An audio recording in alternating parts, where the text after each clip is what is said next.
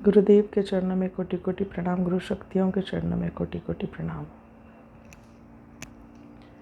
हमारे संस्कृति में दान पुण्य की बहुत इम्पोर्टेंस है, तो आज हम दान को डिकोड करेंगे। बहुत सारे फेस्टिवल्स में दान देने का सिस्टम है, तो दान का मीनिंग क्या है, दान किसे कहते हैं और उत्तम दान क्या है, आज हम इसे डिकोड करेंगे। तो जस्ट 1 मिनट के लिए वीडियो को पॉज करके आपके हिसाब से दान क्या है, या तो आप सोच के रखिए या एक पेपर पे लिखिए। और आपने आज तक कब कब दान किया है, ये आप सिर्फ एक नोट कर लीजिए या याद करने की कोशिश कीजिए। बहुत ही सिंपल कंसेप्ट है। दान मतलब हम कहते हैं कि किसी को कुछ देना।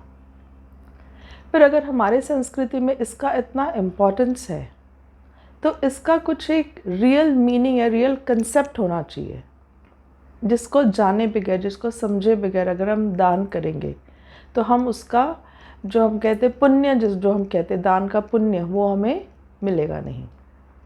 तो इस चीज़ को एक्सप्लेन करने के लिए एक स्टोरी से शुरुआत करते हैं। बहुत साल पहले की बात है। एक ब्राह्मण और उसकी वाइफ एक गांव में रहते थे। वो बहुत ही एक कहते हैं ना कि दान पुण्य वाले लोग थे। दूसरों की मदद करना, दूसरों की हेल्प करना, जब भी किसी को ज़रूरत हो तो सबसे पहले वो वहाँ पहुँच जाते थे। और गांव में उनको काफ़ी लोग इसी वजह से भी मानते थे। जब भी किसी को कोई ज़रूरत होती तो वो सीधे उनके घर पहुँच जाते।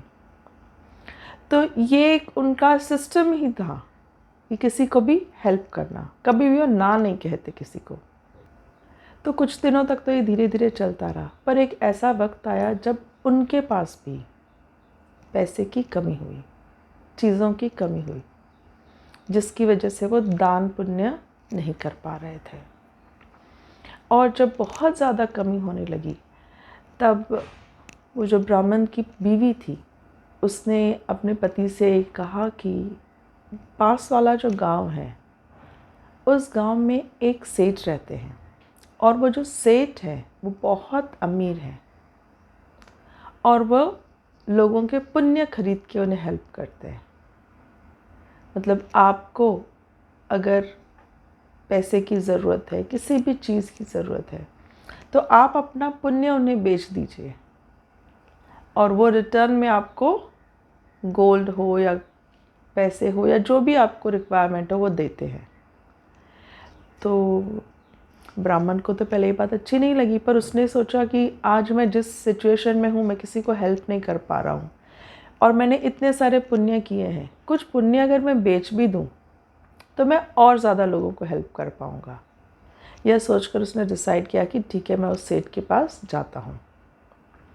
तो पास ही गांव था, तो ट्रैवल जो था उन दिनों तो गाड़ी वगैरह थी नहीं, तो पैदल ही जाना था। तो ब्राह्मण की बीवी ने उनको सुबह, घर में ज़्यादा कुछ खाने को था नहीं, तो बस 4 सूखी रोटियां दी रास्ते के लिए, और वहाँ जाके तो सेठ कुछ ना कुछ दे ही देंगे, क्योंकि वो बहुत अच्छे नेक इंसान हैं। तो रास्ते में जब ये ब्राह्मण जा रहे थे, तो काफ़ी दूर चलने के बाद एक कुआं आया। दोपहर का वक्त हो गया था, उन्होंने सोचा थोड़ा रेस्ट कर लेता हूँ। तो कुएं के पास बैठ के कुएं का पानी निकाल के पिया, और वो रोटियां खाने ही वाले थे कि एक भूखा कुत्ता वहाँ आ गया। तो उन्होंने एक रोटी अपनी शेयर कर दी, बची 3 रोटियां। जैसे उन्होंने वो रोटी डाली तो पेड़ के ऊपर 2-3 स्क्विरल्स थे, वो एकदम टूं टूं आवाज़ करते हुए उनके पास आ गया कि हमें भी रोटी चाहिए। उन्होंने एक रोटी और डाल दी, स्क्विरल्स को भी दे दी। जैसे ही स्क्विरल्स को रोटी डाली तो पेड़ के ऊपर इतने सारे कबूतर थे कि वो भी आ गए कि चलो कुछ बच रहा है बहुत दिनों बाद खाना, और हम भी खाते हैं।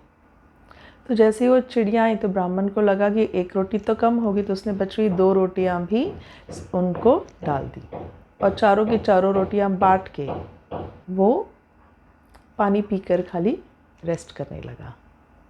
शाम को जब वो सेठ के पास पहुंचा तो दिन भर ट्रैवलिंग और भूख की वजह से बहुत ही वो टायर्ड हो गया था, और उसे देखते ही सेठानी को लगा कि ये बहुत थका हुआ और इसने कुछ खाया नहीं है।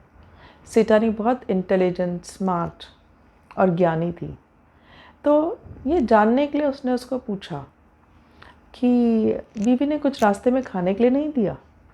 तो सेठ ने कहा कि दिया तो था, पर चिड़िया और कबूतर, उनके आगे मेरा मन ही नहीं किया कि मैं खाऊं, और मैंने जो साथ में रोटियां लाई थी मैं उनको बांट दी। तो सेठानी फट से अपने पति के पास गई और सेठ से कहा कि तुम पुण्य खरीदते हो, और इस ब्राह्मण ने जो लास्ट पुण्य किया है, दान किया है, यही पुण्य तुम खरीदना। सेठ भी रेडी हो गया, पर ब्राह्मण सोचने लगा कि मैंने इतने सारे पुण्य कर्म किए हैं, पर इनको यही वाला पुण्य क्यों चाहिए। तो रेडी तो वो हो गया था, तो उसने जैसे रोटियां 4 लाई थी, वो 4 रोटियां सेठानी ने बनवाई, एक तरफ तराजू में रखी और दूसरी तरफ सोने के सिक्के डालने लगे। काफ़ी सारे सिक्के डालने के बाद भी वो 4 रोटियां वो बैलेंस नहीं कर पा रहे थे। तो ब्राह्मण भी सोचने लगा कि ऐसा क्या था। आप भी ये सोच रहे होंगे कि इस दान में ऐसा क्या था। पॉज करके आप रीज़न गेस कीजिए कि what was different about this. ज़्यादा डिफ़िकल्ट नहीं है, बहुत इजी है। इस बार जब उस ब्राह्मण ने किसी को दिया, तब उसे खुद भूख लगी थी, उसे खुद उस चीज़ की बहुत ज़रूरत थी, फिर भी उसने अपनी ज़रूरत का ख्याल न रखते हुए किसी और की हेल्प की जो उससे ज़्यादा भूखे थे। जबकि वो जो जानवर थे जिसको उन्होंने हेल्प किया, न वो किसी को बताने लायक थे कि हाँ जाके बताएं कि हमें भूख लगी थी, ब्राह्मण ने नहीं दिया, या ना ही वो कहीं जाके उसकी तारीफ़ करेंगे कि हाँ इसने मुझे दिया, मेरी भूख मिटाई, कितना अच्छा ब्राह्मण है। बहुत सारे फैक्टर्स ऐसे थे कि वो दान न भी करता तो भी किसी को पता नहीं चलता, फिर भी उन सारे चीज़ों को ओवरकम करके उसने वो कर्म किया, एंड इसीलिए वो बेस्ट दान या उत्तम दान है। हम भी दान करते हैं। हम क्या करते हैं कि अगर हमने सपोज़ दिवाली की सफाई की, तो हमारे जो ड्रेसेस हैं, जूने हो चुके हैं, जो हम पहनते नहीं हैं, वो हम किसी को दे देते हैं। बचपन में जैसे हम बच्चों को सुंदर सुंदर कपड़े लेते हैं, पर वो कुछ ही महीनों बाद छोटे हो जाते हैं, तो ये कपड़े हमसे फेंके भी नहीं जाते और यूज़ भी किए नहीं जाते। तो जैसे हमें कोई गरीब दिखता है, कोई छोटा बच्चा दिखता है, तो हम क्या करते हैं, अपने बच्चे के नए कपड़े जो उसे छोटे हो चुके हैं वो उसे देते हैं, और सोचते हैं मन में, मैंने उसे कितने अच्छे अच्छे कपड़े दिए, इतने महंगे महंगे कपड़े दिए। तो क्या इसे हम दान कहेंगे? पर हम अपने मन में अपने आप को बहुत अच्छा समझने लगते हैं। एक तो आपको उसको थैंक्स बोलना चाहिए कि आपके घर का कचरा जो आपसे फेंका नहीं जा रहा था वो उसने लिया, और उल्टा आप अपने आप को ही ग्रेट समझ रहे हो, बहुत अच्छा समझ रहे हो। तो ये कुछ बातें हमें ध्यान में रखनी है। एक और स्टोरी है महाभारत की, जिसे मैं आपके साथ शेयर करना चाहूँगी, और आपको और उस स्टोरी से आपको और क्लियर हो जाएगा कि उत्तम दान या दान किसे कहते हैं। एक बार अर्जुन ने श्री कृष्ण से पूछा कि युधिष्ठिर भैया, जो उनके सबसे बड़े भाई थे, वो भी लोगों की मदद करते, कभी किसी को ना नहीं कहते, तो सिर्फ कर्ण को दानवीर कर्ण क्यों कहा जाता है? उसे क्यों ये टाइटल दिया, युधिष्ठिर को क्यों नहीं दिया?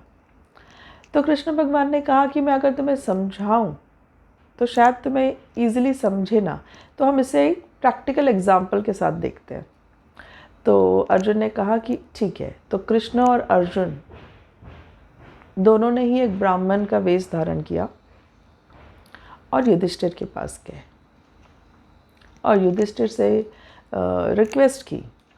वो रेनी सीज़न का टाइम था, चारों तरफ बहुत बारिश हो रही थी, तो युधिष्ठिर राजा से रिक्वेस्ट किया उन्होंने कि हमें चंदन की सूखी लकड़ियाँ चाहिए हवन करने के लिए। तो युधिष्ठिर ने कहा कि मुश्किल है, क्योंकि हर तरफ बारिश है और उस तरफ ऐसे कुछ शेड या ऐसे कुछ तो हुआ नहीं करते थे कि चलो वहाँ पे हमने सूखी लकड़ियाँ रख दी। और इनकी जो रिक्वायरमेंट थी वो चंदन, प्योर चंदन की सूखी लकड़ियाँ थी। तो युधिष्ठिर ने हर तरफ अपने सर्वेंट्स को भेजा कि इस गांव में उस गांव में ढूंढ के आओ, देखो कहीं है क्या किसी के पास स्टॉक। तो किसी के पास भी स्टॉक नहीं था। तो उसने उनको हाथ जोड़ के सॉरी बोला कि मैं आपका ये काम नहीं कर पा रहा हूँ, मैं आपको मदद नहीं कर पा रहा हूँ, आप अगर थोड़े दिनों बाद आएँ तो मैं ज़रूर आपकी हेल्प करूँगा। और क्षमा मांग के, हाथ जोड़ के, राजा होने के बावजूद हाथ जोड़ के क्षमा मांग के उन्हें विदा किया। अब कृष्ण और अर्जुन कर्ण के पास गए। कर्ण से भी सेम रिक्वेस्ट की कि हमें चंदन की लकड़ियाँ चाहिए सूखी हवन के लिए। तो कर्ण ने भी वही किया कि सारे डायरेक्शंस में अपने सर्वेंट्स को भेजा, हर तरफ ढूंढा, कहीं नहीं मिला। अब जब कहीं नहीं मिला तो कर्ण के मन में एक बेचैनी होने लगी कि मेरे को कोई हेल्प के लिए पूछ रहा है, मेरे से कोई हेल्प मांग रहा है और मैं उसे नहीं कर पा रहा हूँ। हवन इनके लिए इतना ज़रूरी है, तभी तो ये मेरे पास आए। अगर अवॉइडेबल होता या डिले कर सकते तो वो रुक जाते। उन्हें भी पता है कि इस मौसम में हवन की लकड़ी मिलना कितना मुश्किल है, फिर भी वो मुझसे मदद मांग रहे हैं और ये मैं नहीं कर पा रहा हूँ, ये सोच के उसके मन में और बेचैनी होने लगी और तकलीफ़ होने लगी। एक कहता है ना कि हेल्पलेस वो फील करने लगा। तो उसने बहुत सोचा क्या किया जाए। फिर उसे स्ट्राइक हुआ।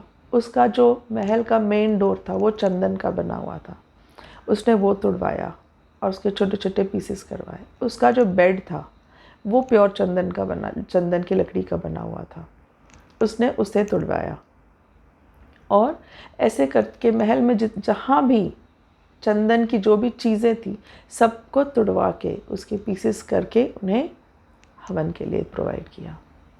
तो ये देखने के बाद अर्जुन को भी क्लियर हो गया कि कृष्ण भगवान क्या समझा रहे हैं।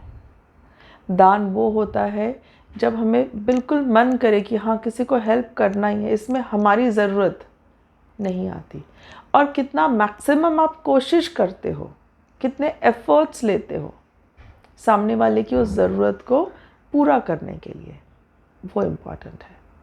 दान या उत्तम दान, बेस्ट दान वो होता है जब हम करेक्ट इंटेंशन से करें, करेक्ट पर्सन को हेल्प करें। अब करेक्ट पर्सन को हेल्प करना भी बहुत ज़रूरी है। जैसे हम कहते हैं ना, मंदिर जाते हैं तो मंदिर के सामने बहुत सारे भिखारी बैठे होते हैं, हम उन्हें भीख दे देते हैं, तो वो दान नहीं है, वो भीख है।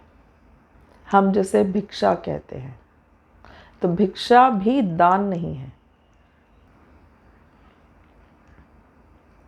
हमारे संस्कृति में शुरू से ही दान का इम्पोर्टेंस रहा है। जैसे गौ दान कहते हैं, गाय को दान करते हैं किसी को, भूमि दान करते हैं। तो गाय को दान क्यों किया जाता है? क्योंकि पुराने ज़माने में ऐसे था कि कहीं कभी भी ऐसे होगा कि बारिश नहीं हुई, खाने पीने की कमी हो गई, तो ऐसी सिचुएशन में ये होता था कि पूरी की पूरी फैमिली भूखी रहती थी। तो उससे अवॉइड करने के लिए, कि ऐसे टाइम्स में हेल्प करने के लिए हम गौ दान करते थे। तो वो गाय आपके पूरी फैमिली को ऐसे डिफ़िकल्ट टाइम्स में सर्वाइवल में हेल्प करेगी। आपकी फैमिली इस फेमाइन से या खाने पीने की कमी से बची रहेगी, सर्वाइव कर पाएगी ऐसे टाइम में। ब्राह्मण्स को गाय दान करते थे। क्यों करते थे? क्योंकि वो खेती बाड़ी तो करते नहीं थे, जो भी दीक्षा मिलती थी उसी में अपना गुजारा करते थे। तो कभी ऐसा वक्त आया कि उन्हें दीक्षा नहीं मिली या कोई काम नहीं हो, तो इस वक्त में अगर उन्हें गाय हो घर में तो उनका सर्वाइवल हो जाता था, इसलिए ब्राह्मण को गाय दान करते थे। भूमि दान आज भी किया जाता है, भूमि दान।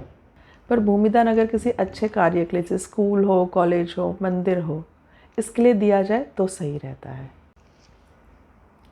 कुछ लोग अपने सैलरी का थोड़ा सा हिस्सा साइड में रखते हैं किसी को हेल्प करने के लिए, ये करेक्ट है।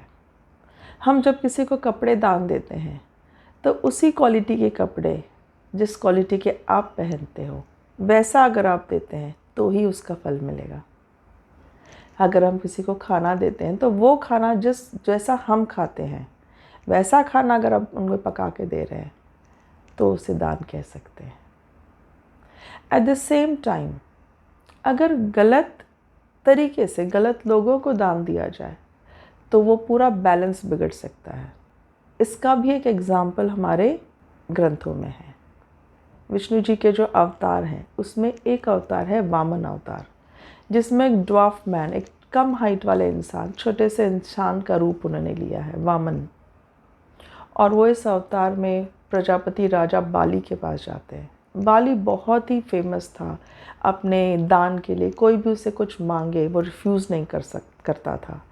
तो हर किसी की विशेस पूरी करता था, हर किसी को हेल्प करता था, हर किसी को जो भी रिक्वायरमेंट होती वो देता। तीनों लोगों का राजा बन चुका था।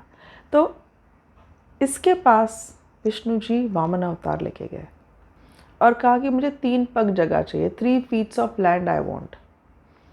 तो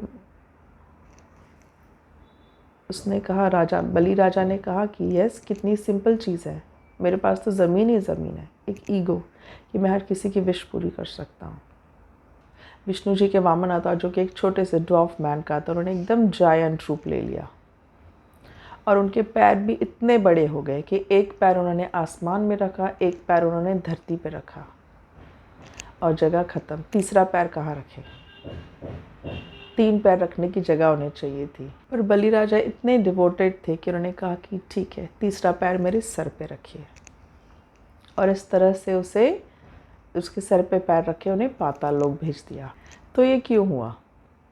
ये इसलिए हुआ क्योंकि वो हेल्प करने के इंटेंशन में या दूसरों को हर चीज़ प्रोवाइड करने के इंटेंशन से जो कर रहा था, वो दान नहीं हो रहा था। वो अननेसेसरली लोगों को लेज़ी, एफर्ट्स किए बगैर उन्हें सब कुछ मिलना। तो इस स्टोरी से हम एक इम्पॉर्टेंट लेसन सीखते हैं कि किसी के ग्रीड को सेटिस्फाई करना करेक्ट नहीं है और हम किसी के ग्रीड को सेटिस्फाई भी नहीं कर सकते। हाँ, किसी की ज़रूरत को ज़रूर पूरा कर सकते हैं, पर ग्रीड, अगर आप सोचो कि मैं बहुत बड़ा हूँ, मैं बलि राजा हूँ, मैं तो तीनों लोगों का राजा हूँ, मैं किसी को भी कुछ भी दे सकता हूँ, तो आप इन रिटर्न क्या कर रहे हो कि आप ही डिस्ट्रॉय हो जाओगे। तो आपका खुद का डिस्ट्रक्शन भी हो सकता है। हम सबको लगता है कि करण इतना दानवीर था, फिर उसके साथ गलत क्यों हुआ? आपको भी अगर लगता है तो आप रीज़न सोचिए कि क्या सही था करण को कवच कुंडल जो मिले थे बचपन में, तो उसे उस चीज़ को धर्म के लिए यूज़ करना चाहिए था, पर वो अधर्म के टीम में चला और उन्हें हेल्प करने लगा। तो एज अ रिजल्ट उससे वो चीज़ ले ली गई क्योंकि उस चीज़ का वो गलत यूज़ कर रहा। तो इसलिए दान तो उसने किया पर उसे दान का कभी फल नहीं मिला। क्यों नहीं मिला? क्योंकि दान वही होता है कि जो आप बिना किसी इंटेंशन के, बिना किसी एक्सपेक्टेशंस के करें। एट द सेम टाइम जब कवच कुंडल उससे ले लिया गया तो ये गलत नहीं था। क्यों? क्योंकि फर्दर वो और गलत काम ना करे, ये इंश्योर किया गया कि और पाप उसके हाथ से ना हो। इस बात का ख्याल रखा गया और इसका ख्याल रखते हुए ही उसका कवच कुंडल मांग लिया। राजा बाली जो कर रहा था वो विनाश दान कर रहा था। गलत तरीके से कमाया हुआ पैसा, भगवान को हरा के, हर किसी राजा को हरा के, उन्हें लूट के कमाया हुआ पैसा, उसे आप ऐसे ही बांट रहे हो तो सामने वाला भी कुछ काम नहीं करेगा। तो इस दान का ना तो बलि राजा को कुछ फ़ायदा हो रहा था, ना ही जिसे वो दे रहा था उन्हें फ़ायदा हो रहा था। और इसी प्रोसेस को रोकने के लिए वामन अवतार लिया गया। एक और स्टोरी, राजा कुबेर जो गॉड ऑफ वेल्थ, धन के देवता हैं, उनके मन में भी एक बार ऐसे आया कि मैं तो बहुत पैसे वाला हूँ, मेरे पास किसी चीज़ की कमी नहीं है। तो उन्होंने सोचा एक दिन कि गणपति बप्पा को खाने के लिए बुलाया जाए। उन्हें खाने का बहुत शौक़ है और शिव जी तो हिमालय में रहते हैं, वहाँ पे वो क्या खिलाते होंगे उनको, तो आज उन्हें मैं अपने घर बुलाता हूँ लंच के लिए। और उन्हें इनवाइट भेजा और गणपति बापा जब उनके घर आए तो उन्होंने बहुत सारा खाना बनवाया, हर तरह का, कहते हैं ना, रेसिपी, हर तरह की डिश बनाई उन्होंने उनके लिए, गणपति बापा के लिए। और गणपति बापा खाए जा रहे पर उनका पेट ही नहीं। और ऐसी हालत हो गई कि उनके राज्य में जितना अनाज था सब खत्म होने पे आ गया, पर गणपति बापा की भूख नहीं। तो इससे कुबेर को ये रियलाइज़ हुआ कि उनका जो इंटेंशन था वो गलत था। वो अपना जो ईगो है वो सेटिस्फाई करने के लिए उन्होंने गणपति बापा को बुलाया, पर हम किसी की भी ग्रीड सेटिस्फाई नहीं कर सकते, ये गणपति बापा ने उन्हें रियलाइज़ करवाया। तो बहुत ज़रूरी है कि हम किस इंटेंशन से दान देते हैं और किसे दान देते हैं। किसी के ग्रीड को सेटिस्फाई करने के लिए गलत होगा, किसी के ईगो को सेटिस्फाई करने के लिए गलत होगा। जो ज़रूरतमंद नहीं है, जो नीडी नहीं है, उसे देने से वो लेज़ी बनेगा, हमारा सिस्टम खराब हो जाएगा, वो भी गलत। दान हमेशा शरीर भाव से नहीं, आत्म भाव से करना चाहिए। आपको अच्छा लगता है इसलिए करना चाहिए। ये आत्म भाव बढ़ाएगा और शरीर भाव कम करेगा। दूसरों को दिखावे के लिए नहीं करना चाहिए। इसलिए हमारे संस्कृति में गुप्त दान का इतना इम्पोर्टेंस है कि देने वाले को भी ना पता चले उसने किसे दिया और जिसे मिल रहा है उसे भी ना पता चले कि मुझे किसने हेल्प की, ताकि आपका ईगो इसमें ना आए, आपका अहंकार ना आए कि मैंने इसे हेल्प किया, और सामने वाले को भी यह ना लगे कि अरे वो आपके कर्जे के तले दबा हुआ है। किसी भी चीज़ का ऑप्टिमम यूटिलाइजेशन होना चाहिए। आपके पास अगर कोई चीज़ वेस्ट रखी हुई है तो इससे बेहतर है कि आप किसी ज़रूरतमंद को दे दो जो इस चीज़ का अच्छे से प्रॉपर यूज़ कर सके। पर गलत इंसान को कोई चीज़ देना, अच्छी भी चीज़ दो तो उसका उससे कोई यूज़ नहीं होगा, और फिर हम उसे दान की कैटेगरी में भी नहीं डाल सकते। जैसे किसी गरीब को आपने गाय दान कर दी, क्योंकि गौदान का बहुत इम्पोर्टेंस हमारे शास्त्रों में लिखा गया है, तो वो गरीब जो खुद का ही पेट नहीं भर पा रहा है वो गाय का पेट कैसे भरेगा। आजकल तो ऐसे भी नहीं कि चलो खेत है चराने भेज दो गाय को, वो भी नहीं है। इसलिए आज के डेट में हम गौदान नहीं करते, क्योंकि ना रखने की जगह है कि हम उन्हें ठीक से पाल सके। तो ऐसे वक्त में हम पंडित को क्या करते हैं, चांदी की गाय, क्योंकि हमारे वो शास्त्रों में है तो इसलिए हम दान देते हैं तो चांदी की छोटी सी गाय दे देते हैं, जो कि रिप्रेजेंट करती है जुने ज़माने में जो रियल गाय दी जाती थी। आप सब इस दान का इम्पोर्टेंस समझें कि किसे कब क्या देना है। डोनेशन, चैरिटी, दान, इन सब से आप जुड़े रहें, यही गुरु चरणों में प्रार्थना है। आप सबको स्वामी जी का खूब खूब आशीर्वाद। जय बाबा।